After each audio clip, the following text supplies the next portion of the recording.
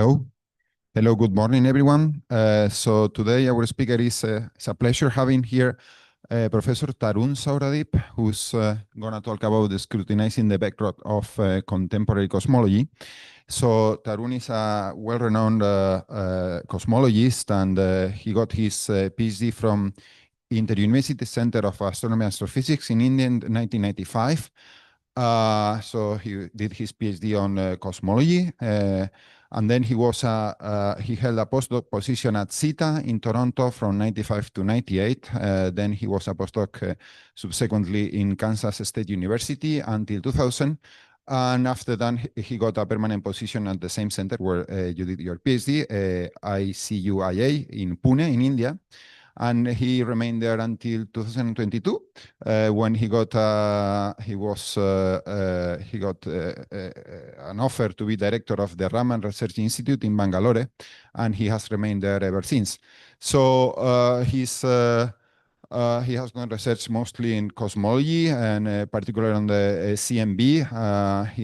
He was a member of the Planck HFI core team, and he did important contributions to studies related with the isotropy and different anomalies on the CMB. And I think he will be talking about some of these aspects during this talk today. And he's also the PI of CMB Bharat, which is a proposed CMB mission to observe the polarization of the CMB to the Indian Space Agency. It was proposing, well, this idea is a conceptual study for a space mission that started in 2018. And he has also done research on gravitational wave physics, and he's been the PI of the contribution of LIGO India. This is a interferometer that I understand is a replica of the LIGO interferometers in Louisiana and Washington that is being built at the moment in India. So he's visiting us during 3 days until tomorrow. And well, the floor is yours, and hope you enjoy the talk.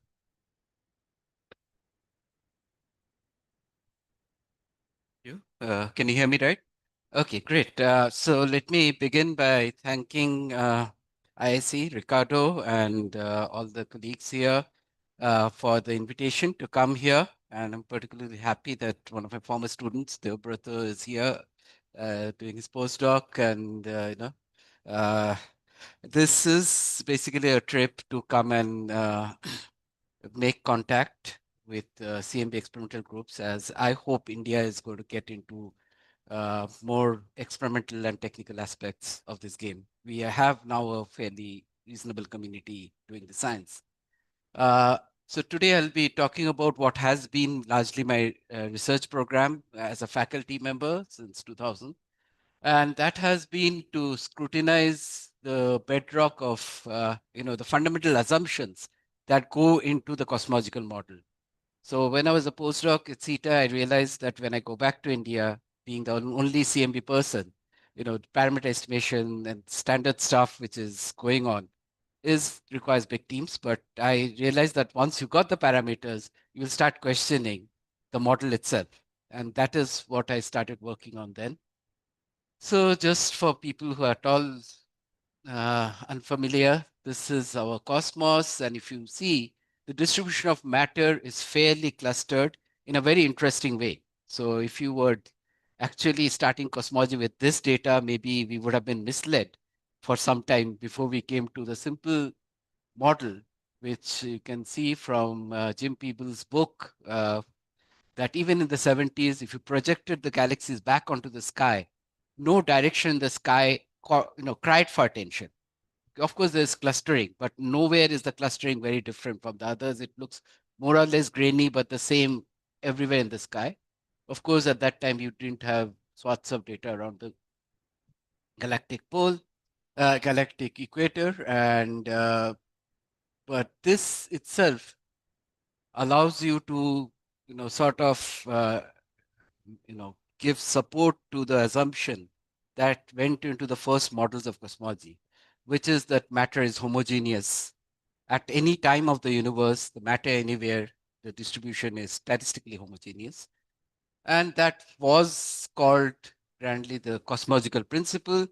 and you assume that that picks up a class of spacetimes for you, and the Friedman-Robertson-Walker models pop out of that smooth expanding universe. It could be contracting, but expanding, and Hubble showed that it's expanding.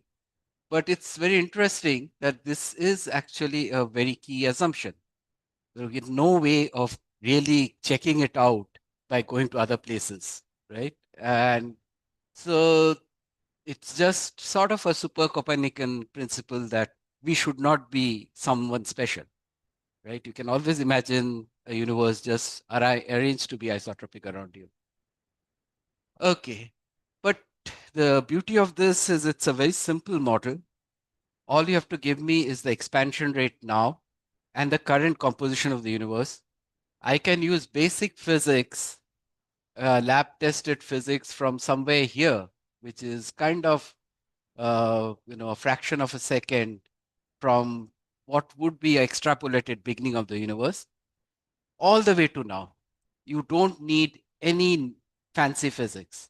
All the physics that you need here can be tested in labs. These energy scales are accessible to us. Okay. So then you have, and it's amazing that sitting on Earth, we are making these grand statements. You can make a statement about how long has light traveled from the beginning of the universe, in some sense, the age of the universe, and various other things, right? And that's kind of amazing to me that, as mankind, we are making such statements about the universe.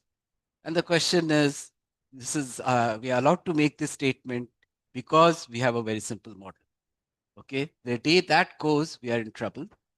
So how do we test the model? The largest scales on which we can test a cosmological model is a natural screen provided to us by nature. It's amazing that we are transparent. The universe is transparent up to 14 gigaparsecs in any directions till you hit a hot phase. So as you go out, of course, you're looking at an earlier epoch of the universe, which is hotter, and you get to a point where the universe is about 3,300 Kelvin. And again, basic physics tells you hydrogen, helium heated to that temperature is ionized plasma. So you have plasma. And so it's like a fog wall. You can't look at things in electromagnetism directly beyond this thing. So it's to me a super IMAX theater with a plasma screen surrounding you. And till this was detected in 1965, of course, Penzias and Wilson, Nobel Prize, and then Kobe, and a 2006 Nobel Prize, saw the first fluctuations on it. So for 25 years, it was a boring screen. All seems to be the same except for a dipole. And then things started getting exciting, right? So, but this fact that Kobe saw that it was a perfect black body is very important because this is the first indication of hot and dense origin that I am aware of. You at least know that the universe had been 10 million Kelvin hot. Okay. I don't know of any other thing which explicitly tells you that you must have had such a hot phase. Now, if you explore beyond that, I think it's all extrapolation. You allow it to be another 100 times hotter, then you can cook the light elements. But nothing requires you to do that. But this is a requirement. I mean, this is something amazing that is helping. And then, of course, I showed you the universe now. What was so great about Kobe is it allowed you to connect a universe which was 500,000 years old to a universe which is 14 billion years old. Okay, from these fluctuations to this. And this is the story entirely that started from 1992 to now and still going on. And this also coincides with my research career. I started my PhD in 89 and, Kobe results were the first. So we wrote papers on Kobe results from India. And it was exciting because this also connects two things. One is you have the small perturbations. You have to explain how you get to this beautiful large scale structure of galaxies that you see. But you have also this question which is still unanswered. Why is the plasma not completely uniform? Okay. And why are there perturbations that are correlated on enormous scales that if normal cosmology will not be able to give a causal reason. Light shouldn't have traveled that far. And we have worked through various, so we have paradigms under which everything seems to work. And that is been the story that has happened. So as we see, this is the cosmic microwave background sky. The color shows temperature fluctuations, low resolution, to highlight the fact that we still have a lot of information in this polarization field, linear polarization field, that we need to extract. In terms of signal to noise, we have extracted only 10% of the information. So there is, often people say, oh, CMB has done everything, close shop and guys can go. And that has been a problem with the funding agencies. We've been too successful. And the thing is, one should remember that we have only 1/10 of the polarization information. So just for, again, people unfamiliar with this, the background temperature is 3 Kelvin because the universe has expanded by a factor of 1100 from the time of the last, the plasma stage. On that, right, these fluctuations which gave rise to everything that we see in galaxies, superclusters, those are about RMS of 70 microkelvin, which is why it took 25 years to get there. Then we have this polarization field, which can be written in terms of to a scalar and a pseudoscalar field. That's because it's a headless vector, and as we all physicists know, any vector field you can write as a gradient of a scalar and a curl of a vector. Right here in 2 dimensions, the curl of a vector is curl operated on the sphere on a pseudoscalar, and that is called the B and E. These are very bad names. The nicer names like G, C. I don't know why they didn't stick. So we have three things to measure: temperature field, a E field, and a B field. Okay. Hence, we have actually 6 spectra to look at. We measure most of the times the 4 spectra, which is the temperature correlation, the EE, BB, TE. And all this has been quite successful, except for this one at lower Ls. Another thing which is very exciting to me is that these two earlier were looked at only to make sure instrument and analysis is working fine. Okay, if they showed up, you would worry that your instrument is not doing the right thing. But now we have confidence to now look for these and actually say there may be some new physics. And there's a lot of, I won't talk about it, but there's very interesting observations and hints that there may be something there. People are talking about this cosmic birefringence and very serious thing. But nevertheless, as an introduction, again, going forward, this angular power spectra, this is the temperature, but similarly for E and BE. The main point here is they depend very sensitively on the parameters. So it stands to reason, and these are very well understood in terms of basic physics. So it stands to reason the day you measure this spectra, this was known even before the first measurements, that they measured it, we will know a lot about the cosmological parameters. And the physics is very simple. It is very resonant physics. I won't get into it, but I wanted to point out that there's a characteristic scale imprinted on the screen. There's 150 megaparsecs almost written on a ruler and placed 14 gigaparsec away for us on that screen. And I can tell you how later if you want. But that is called the acoustic horizon, and that sets a lot of things. That tells you the scale of resonant harmonic peaks, tells you the cosmic curvature, the amplitude tells you the baryon density. And then you also see baryon acoustic oscillations, a corresponding imprint of that is being all routinely measured in galaxies now. And it's very interesting. It was 2005 when the first detection came, and I was teaching a cosmology course, and I was telling the students, oh, there's this effect. And if the baryon density was 10%, we would have seen it. And it's unfortunately 4%, so we won't see it. Next week, I had to come and correct them saying, oh, no, but they've seen this also. So this is amazing. So it's an amazing story that we have had over these years. We have a physics that is well understood. There's no fanciness in any of the physics. CMB, is very straightforward, robust physics. You can accurately compute it. It's all in linear regime.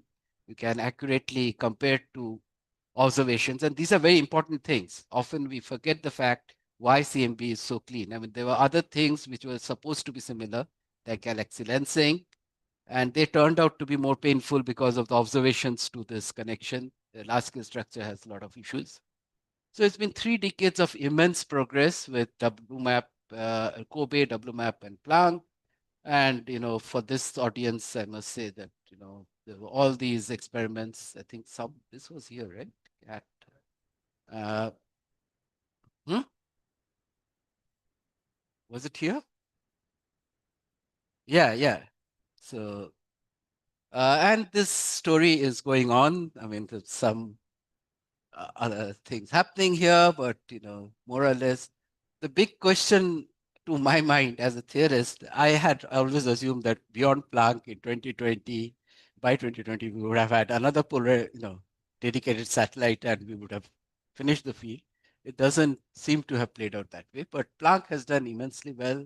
All of you have seen this full sky map, high resolution, as full sky as it can get. You have amazing polarization map. This is this weave structure, and you can see at higher and higher resolution.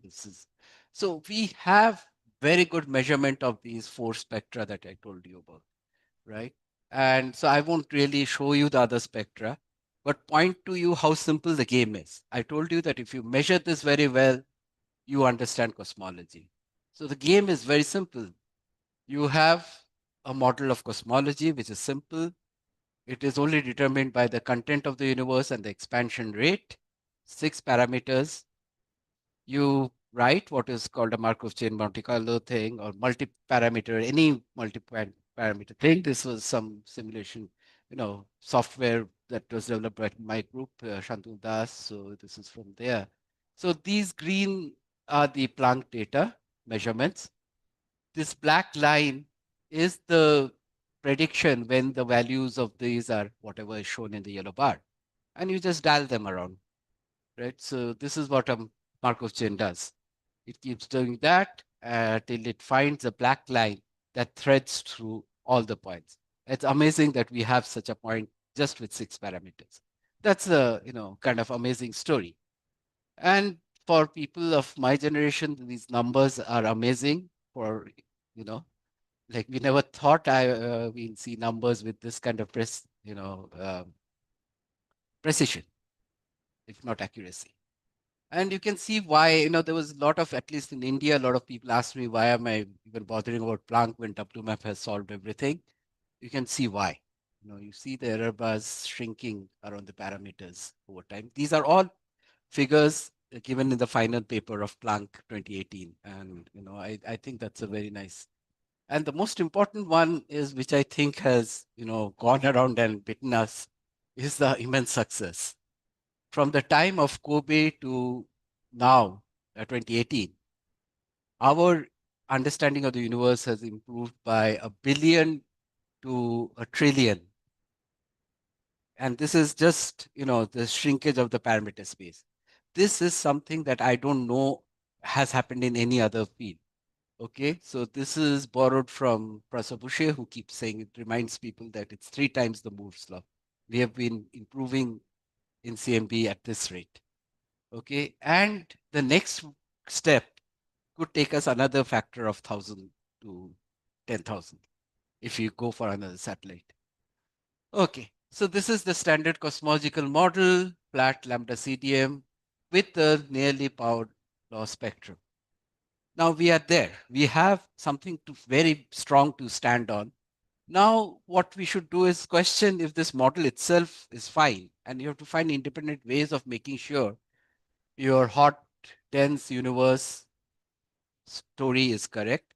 Pyrus has done a great job, but of course, if this is really the same story, then we should go beyond Pyrus and dig deeper into the cosmic thermal history and see the effects we expect. We should see the effect of baryon acoustic oscillations, leakage, the damping of those oscillations. then we should question the isotropy of the universe, because that's critical.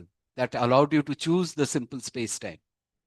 Okay. Now in the perturbed universe, you have essentially working on paradigms. So to me, when people talked about this MB fluctuation, Sakharov oscillations, this is like a fairy tale, right? You have a plasma screen placed and it's oscillating and you're seeing effects of that. We see this, and this should be questioned, but this is almost an unanswered question. There's not much doubt that there's an acoustic phenomena going on the plasma screen. We also believe that simple Newtonian gravitational instability is enough. You don't need to push structures with anything fancy. If you start with those tiny fluctuations, you can grow them to get the universe you want. The biggest thing to my mind is this paradigm of initial conditions. We believe all this because we have put in some fluctuations at the beginning. We have no clue, except for very good ideas, what they are. Okay, so let me sort of indicate what I've been looking at through the research, and these are glimpses of that. One is, one could ask, would I really know that there was acoustic phenomena going on if I knew nothing about cosmology, nothing about the Sakharov oscillations and all these things? I mean, I didn't know there was a plasma screen. So imagine someone, you hand over this angular power spectra, and the person just sees, plots it, and you can non-parametrically see are there peaks and troughs. Okay, these are non-parametric localizations of the peaks and trough. You can see that all these are visible in the Planck data, right? Then you plot the position of peak 1 versus peak 2 and peak 3. I mean, anything that a normal, someone who is doing, botany or zoology, you have some observations, you're trying to find patterns. You put this and you'll see these patterns, right? I think anyone who is a scientist will say, hey, there's something happening. Where do things line up like this? This isn't resonant phenomena, right? So it's already, without knowing anything, you can already show that there is some resonant phenomena happening. If you take these lines, you can also infer that there's a special scale, the acoustic scale. This is, of course, if you look at it, it doesn't really, it's a big error bar, but it includes the value that we know of the acoustic peak. So even without knowing any physics, we could do that. The other thing which should probably sit in textbooks is the stacked polarization field. You stack the polarization field around hot spots and cold spots. So this is around cold spots. You see a particular velocity pattern. The linear polarization field actually maps out the velocity pattern. And you see this characteristic scale of 150 megaparsec emerging straight there, the angular scale corresponding to that. And since it's a velocity field, of course, if I stack hot spots first instead of cold spots, I should see a reversal of the velocity. So the red should become blue and the blue should become red. That's what happens. So this to me is undeniably, given what we understand about this resonant fluctuation, I mean, the plasma and this, to me, it's undeniable that, acoustic physics is going on. But then now you ask, are these the same fluctuations that grew to give Velasquez structure? Now, if you look at the cosmic infrared background, that shows you where star formation happened. So which is where most matter will be. You take hotspots of the CIB and stack the deflection field, gravitational, decleansing deflection field. And you can see around hotspots, it converges just like things would converge around the sun, like Einstein's experiment being done on a cosmology, Einstein's confirmation, the solar eclipse experiment is essentially something like that. And this is data, this is simulations, it's a 40 sigma correlation. So again, these are, we compete against many other fields. And I don't see any field with this kind of a distant data which we cannot hold and put in our lab. We are making amazing statements. So at the end, we have a simple but exotic model. We don't know anything about But we know there's some dark matter which is significant. There's dark energy which is even more significant. 95% is unknown. To me, the entire deduction has been assuming that the plasma has been kind of excited. So the question is, there's ultra high energy physics, and what could it be? So let's see, where could the effect show up? Something should show up in order to know what is the ultra energy physics. So you look for statistical isotropy violation. So we developed something called a bipolar uh, harmonic representation, bipolar spherical harmonic representation, which is a natural generalization of CLs. So this is the angular power spectrum we all measure. But what we showed is that there is a series of spectra with higher total angular momentum. Is the L equal to capital L equal to 0, 1, 2, 3, 4. Until your information runs out, you can keep deducing them from. We use that to address this cosmic hemispherical asymmetry that was seen in Planck. And I should, so we showed that this exists at 2.7 sigma, but only at the largest angular scales. It does go away at other scales.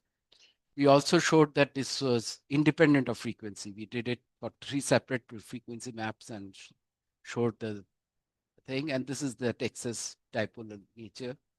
This direction doesn't point to any known direction. And all this was done sort of in a, without doing a designer statistics. So we essentially use this bipolar harmonics. I can talk more about it if anyone is interested. But this, to me, is a very powerful way of going beyond statistical isotropy, not only for the theoretical model, but also for all your systematic effects, beam non-circularity, foregrounds, residuals. So this is the BIPOSH spectra. And the beauty of that is you retain the standard, map harmonic content here.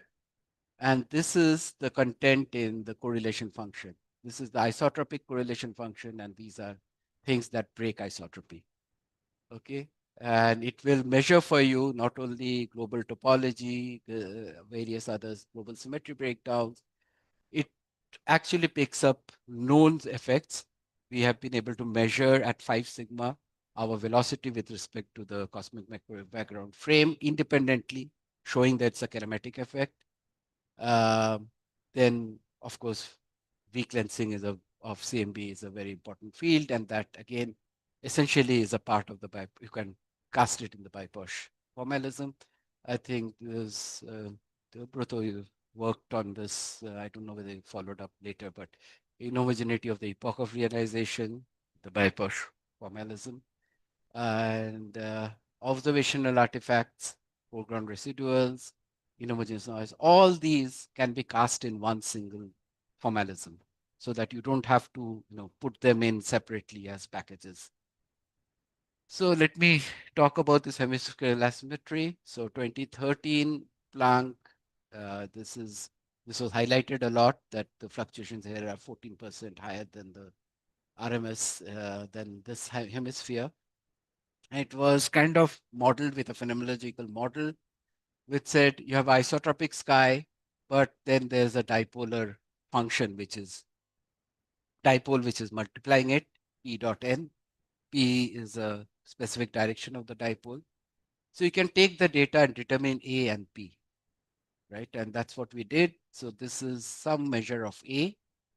And you can see that this is like a, 3 sigma effect, 1, 2, 2.7 sigma effect. And it is L dependent. So at higher L's, it basically sinks into the cosmic variance. But the question is, how does it fall? And all that were not really addressed during the Planck collaboration period. But we did show that these are frequency independent. This is 100, 143, 217, identical. So this is, because this effect has been seen, was noticed in Kobe, talked about in WMAP. And always people thought, oh, there must be some systematic. But at least it's not foregrounds, most likely. It doesn't seem to be anything. It, of course, can be a random throw of dice. So there, then what we could show as a part of the collaborations, we stuck to a p-value. So we could say that this can happen about 6 times out of 1,000 by chance. Okay, so not an enormous thing, but not a very routine stuff either. It happens fairly rare. And we also could determine that this direction, often even when George Eftasio made the announcement for Planck 2013, he said, oh, we have a north-south asymmetry. Okay, north and south asymmetry could point to some systematic effect, but you can clearly see that north ecliptic pole and south ecliptic pole don't exactly align with it. It's off, right? And after Planck, what in Planck, you know that everything was a Bayesian thing. I mean, you didn't give you a power spectra, we gave you the most likely power spectra, right? Or the most likely map. Similarly, we wanted to do a Bayesian assessment of this, so we developed the methodology with Ben Walden, it's one of my former students, Shantanu Das. Then further younger students with Shantanu Das, we did it for Planck. So we put in all the effects, mask, the fact that noise. So there is enormous breakdown of isotropy in all our observational strategies. The noise is inhomogeneous. We have to mask out the sky, all these break stress isotropy, but you can put that all into a model, run it. And earlier we said, there's an amplitude of this dipole, which up to some value we measure and then, cut it off. So that's how we were doing it earlier. Here we allowed it to be a power law fall off. So something like A was some L to the power of alpha. And what was interesting is alpha peaks at -1. Okay. To me, as a theorist, again, I'm very excited because I know of one effect that does that. And it's the integrated Sachs-Wolf effect actually falls off as 1 over N. But I don't know what it means. But in the thing, you can see the south ecliptic pole, and is kind of in the beyond 2 sigma away, right? So it's not. But this is our location and amplitude.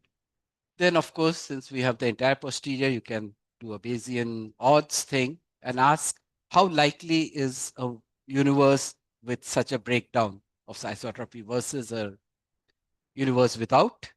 And you can do the Savage-Dickey ratio because it's a nested model. And this alpha is a free parameter there. And you can ask what is the best case scenario for the isotropic model. And we show that the isotropic model is disfavored at 4 times the ratio. It is not enormous. It doesn't cry out for attention. But nevertheless, I'm very surprised because if you did it in any simulated map, you rule out this model by factors of 100. I mean, this number would come out to be 100,000. So maybe we should try 10,000 maps and ask this question, but that's kind of getting frequentist. So this tells you that, it doesn't rule it out. And this I won't talk about except to point that we had a very interesting paper with my student Shubhadeep Mukherjee, which points to why S4 and all may be important. Because if you can measure BIPOSH on the S4, BB thing, you can see effects of this lensing. So you're measuring CLBB, which is due to weak lensing. If there's if this is a modulation of the primordial power spectrum, it will also affect the weak lensing. And hence, you would see a bipolar signal clearly at large L. And that would be very interesting. So this is the story. It is interesting that even, the reason we were brought into Planck was we had a non-designer statistics. So we are not using a designer statistics. We do find it around 3 sigma. It's frequency independent. Okay. And the best available data does not rule out this strongly. Okay. That's the most conservative thing I can say. In fact, I'm surprised that there persists an evidence, and obviously, as we get good polarization data, and this is not good enough, but I think soon maps would be available which will do that. The other attack on homogeneity came during the pandemic, where Subir Sarkar and his group essentially measured our local velocity with respect to distant quasars and inferred a value which was twice the value inferred from the CMB dipole. And this came out in this very provocative paper, which says, our results have conflict with the cosmological principle. And so I remember hearing a talk and telling him that, but wait a minute, Planck itself has seen this as a kinematic effect, which is consistent with the CMB dipole. And the question, his answer was, oh, that was at least about 3 sigma or something. But that was largely because Planck didn't insist on getting this signal very high. I was aware that we could get it at a very high significance. So the basic point is, you have the sky, and if you're moving with respect to it, very basic special relativity tells you that there is this punching of the sky in front of you. Now, our velocity is 3080 kilometers per second, which is 1,000 times smaller than the speed of light. So it's a v by c small effect. Nevertheless, Planck allows you to see this because your fluctuations are crowding up in front of you. Okay, and this is amazing that Planck can pick this up, and you can pick it up at 5 sigma. So this is, we did the posterior of this. We show that it's consistent with the CMB dipole measurement at 5 sigma. And the Bayesian odds against, so we have a 5 sigma detection of this, which sort of leaves very little space for any other dipole perturbation, okay, which can give you something else. And that is important. And in fact, if you're talking about a velocity which is twice, then there's something odd about the quasar redshift frame versus the CMB plasma redshift frame. There's some oddity going on. I won't comment more than that, but in our analysis, that is ruled out by an odds factor of 10 to minus 11. So it's that badly off. Okay, so finally, the paradigm of early universe. So this, I think, is the next big thing in CMB we need to know. One is, of course, what gave rise to the fluctuation. The other thing is, once these fluctuations happened, they dissipated. There must be a history record of that in the thermal history. Both spectral distortions and CMB polarization measurements are the things we have to do to understand this part. That is proved by those two things. It's very important to do that. So if you go by Planck 2018, we are consistent with fairly routine inflation models. Inflation is a paradigm. There's no specific model which is favored. There's a whole zoo of models. But in that zoo, many models can explain this, and you don't need very complicated models. Very simple models can explain all the measurements of the fact that the universe is flat. This is the spectral index. The running of the spectral index is not seen. The gravitational wave perturbations, this is the big question. There's non-Gaussianity, big question, but we haven't seen it. But these are measurements to be done. My program of research since 2004 focused on something else. We always assume a featureless power spectrum, primordial power spectrum. I always feel that if there is some unknown physics, and if you ever hope to understand what that unknown physics is, there should be some signature of it. Otherwise, there's not much you can do. So what we did was, instead of putting in the shape of the power spectrum, we have measured CLs. We know the radiative transport kernel, so we did a deconvolution. And now we can do it for any model here and ask what is the best power spectrum that enhances this thing, or you can marginalize over it, you can optimize over it. So here is the result from WMAP 1. And you could see that there is an infrared cutoff. Now this is missed out by many people because most people model it like a monotonic cutoff. But if you have worked on inflation models and created a cutoff, you would see most of the times you will have a ringing, because it's essentially an effective mass which changes abruptly. And this is like a under-damped oscillator. And this is very natural in most cases. So we saw this with WMAP1 10 years later. This is in Hindi, the Salvat. So we did this as a Planck external paper and showed that you still see something like that. Of course, this is being looked at. I have more details, but essentially, if you ask me, in our model that we have, simple model, there's of course FRW plus inflation paradigm. And you look at all the things that we expect out of it, we've seen all of them quite confidently. We see the scalar perturbations. We know they're adiabatic. Again, I won't get into it, but I can tell you, I'm sure many of you know why. It's largely Gaussian, which is also to expect. It's nearly scale invariant, scale free from, which is also what you expect. Okay, and this is the same plot there. The biggest thing that will add a lot of strength to the idea that there's inflationary physics is that the physics we use to generate density perturbations necessarily will generate gravitational waves. At what level depends on the model, but it is inevitable. It's the same physics that generates both of them. So it is basically, the same physics, same equations that generate it. Only this ratio is different for different models, and we have been pegging away at it all through, right? So at this point, this is the kind of level of, I think it is 0.05 maybe now, and with other combinations. I just stuck to the Planck numbers. And to me, this is for a CMB community, this is a to do and a must do. And if you want to wrap up this cosmological model, the model is inconsistent without an inflationary paradigm. You need to, check that box. And that is what would be the aim of the community. And I'm not saying anything new here.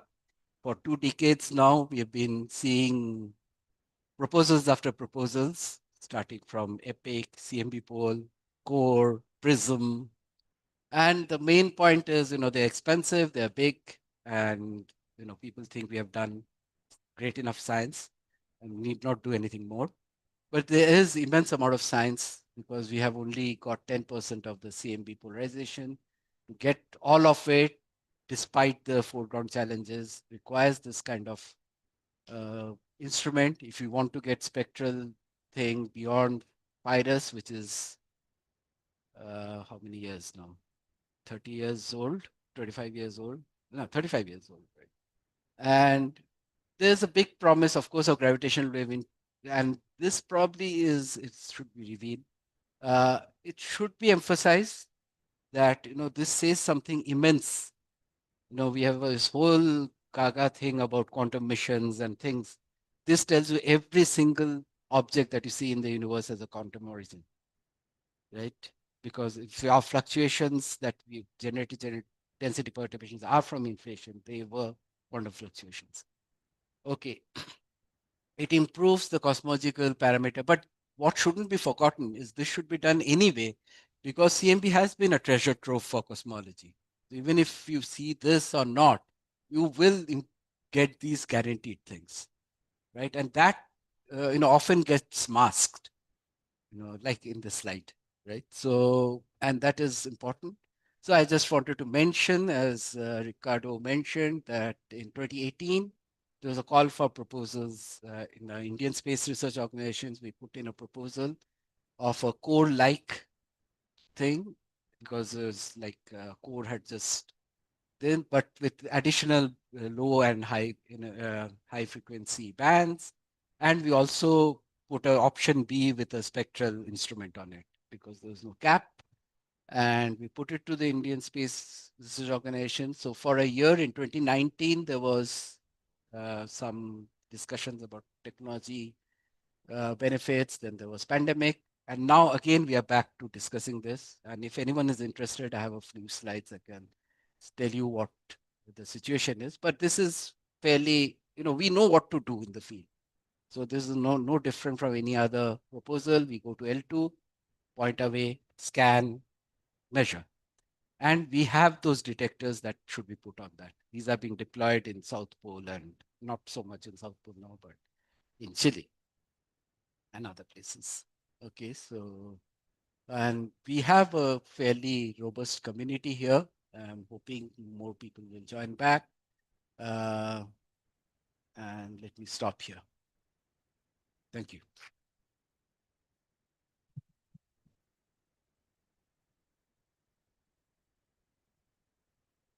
Thank you very much. It's time for questions. Thanks so much for the talk. I'd like to ask you your views about the tension on the Hubble constant and whether you may have some new approach to the problem based on anomalies. I haven't really, I mean, the large scale anomalies do not seem related to this at all, unless you deviate a lot. You know, you look at a void model, but as far as I know, there is no reasonable model. And I've looked at classes of theoretical model. I haven't worked on it. I'm not convinced it is yet something to spend a lot of time on. That's very personal. I feel that you look at CMB, there it's very clear. Our model is incorrect or correct because systematic effects and all these are under control. On the other hand, I see a lot of possibility in the ladders that are coming up. You know, this like three levels of things going on. So I am, again, I also spent a lot of time on LIGO India, and LIGO India is enhance the possibility of neutron star events being followed up by a factor of 20. So post 2030, we'll probably have many more neutron star binaries being, the coalescence being followed up. You saw how good one thing was. It wasn't great, but you know, it is some measurement better than what we had for decades. That doesn't have a ladder, right? I'm sure if we get 5, 6 of them, we would start resolving this issue. There cannot be, you know, so if it goes and sits in the lower thing, that clearly means our model seems to suggest our model is wrong, or it is more convoluted in the sense that there is a large scale. H naught on very large scales is different from H naught at global, local scale. Because again, gravitational wave is going to be this. I'm not sure how well ESA does in terms of distances, but gravitational waves, there are also future observatories coming up, Cosmic Voyager and you know, EET, Einstein Telescope is more advanced probably. They promise to see neutron star to much further cosmological distances. I think when they start telling, you know, but at this point, I won't sleep on it. Thank you. More questions? I have one. So regarding the dipolar modulation, so it was not clear to me the error bar assessment. So you were quoting a significance of 2.4 sigma. How it is computed? Is it the significance of the measurement of the amplitude? And are you accounting for the effect of foregone residuals, I guess? Yeah. So this was basically everything taken into account, and then the error bars are, you know, so this is more of a frequentist kind of a thing. So we measured, it was a quadratic estimation done with the power spectrum. Then later when we did the Bayesian thing, we put in all the, you know, effects that are there in terms of uncertainties. And then we get something like, we don't get a 2-point sigma, but we, you know, get a bell curve, which is kind of significance is largely around that. If you fit a Gaussian to it, then it would be a little low than. Okay. Thank you. And what is the goal for the sensitivity on R for CMB Bharat? It's 2 arc minutes or 1 arc minute. I think again option B was probably, so it's the default was 2 microkelvin arc minute. Okay.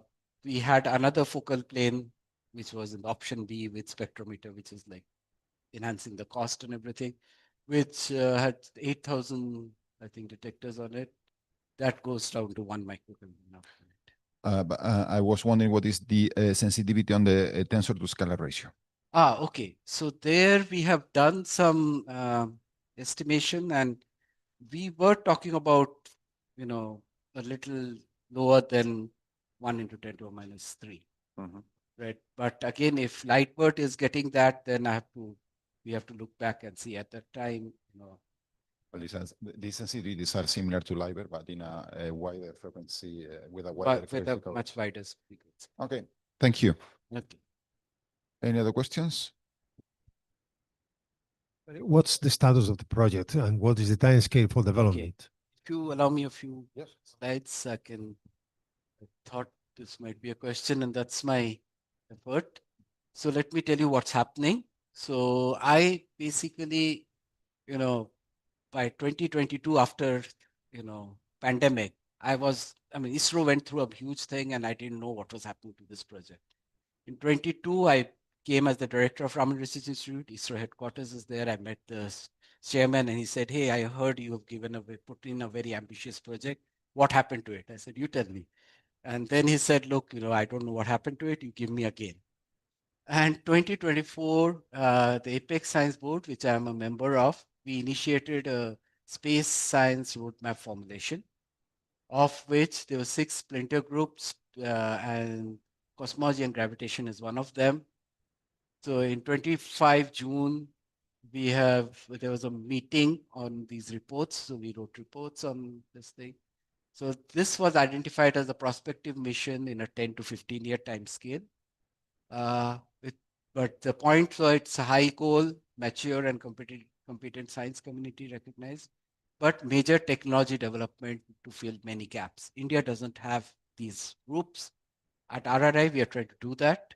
And then independently of this, I have been separately tasked to do a roadmap for this. And I also got a 5-year funding specifically to target this. I said it would require a couple of years to do a good job on this, to plan how India can do this. So that's what I'm on to. So we have started meeting regularly. There are interests from all quarters about these technology that we are looking at. So we are trying to get even the defense sector is very interested. Of course, the science and technology, of course. And so this is something that is happening, in the last few months. And I'm hoping to have an international meeting sometime next week. If we get to, the whole CMB community, experimenters from everywhere, and of course, others who want to define the science. We are part of, so there are there was some working groups set up. These are what was set up in 2018, but we are redoing all this. We have people who can lead many of these things in terms of the paperwork. One of the things is we are part of fossil and all that. So we are doing our forecast model. Here you can see someone local out here leading this paper here, and also part of this. You were part of, you were part of this paper. And similarly, some more on inflation and stuff like that. This is a lab that is there in our institute now in the last 2 years. It's a Stirling cycle, dry cryocooler. And yeah, so that is, I should have mentioned to Roger, it's not liquid nitrogen. And so we are kind of going down to millikelvin lab possibilities in the coming years out here. This is for a particular experiment in 2 to 4 gigahertz range, but the plan is, this is Apsara, so you see the antenna design happening and testing in the field. This is in the high altitude Ladakh desert. RFI surveys done at various places, including Ladakh. And then you can see we're doing these. And this is our ground-based aspect to this whole theme. So we are also at this high altitude part, we are going for where You can see there's a optical telescope, 2 meter. There's a gamma ray telescope, MACE. And we have done a PWV measurement, and we can show you this is Hanley, the blue one. And it gets below 2 mm for some part of the year, right? It's higher.